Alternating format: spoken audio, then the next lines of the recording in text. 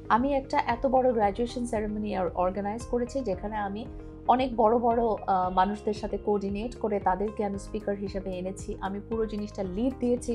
আমার সমস্ত ছাত্রছাত্রীদেরকে অর্গানাইজ করেছি। This is probably an achievement.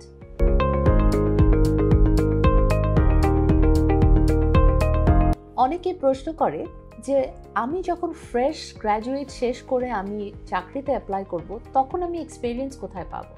So experience আমি কিভাবে দেখাবো? এক্সপেরিয়েন্স বলতে কিন্তু আমি এত বছর থেকে এত বছর কাজ করেছি, এত বছর থেকে এত বছর কাজ করেছি, নট দ্যাট।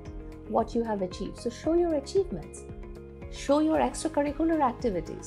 আমি দেখতে চাই এই মানুষটার মধ্যে পোটেনশিয়াল আছে কিনা যে আমার চাকরিটাতে আসতে পারবে।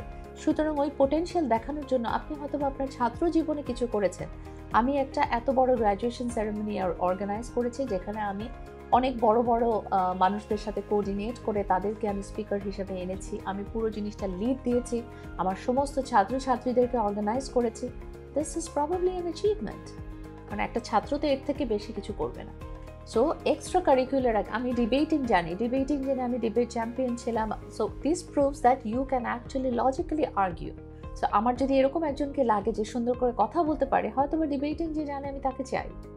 সো এই জিনিসগুলোকে হাইলাইট করলে হয়তো বা ওয়ার্ক এক্সপিরিয়েন্স যেটা সে, কারণ একজন ফ্রেশ গ্র্যাজুয়েটের কাছে কিন্তু একজন এমপ্লয়ার ওয়ার্ক এক্সপিরিয়েন্স আশা করছে না, কিন্তু সে এইটুকু আশা করছে যে ওকে আমি আমার অর্গানাইজেশনে নিলে কাজটা করিয়ে নিতে পারবো কিনা। সো সেটা হাইলাইট করার জন্য highlight your extracurricular activities, your skills and your achievements during your student life.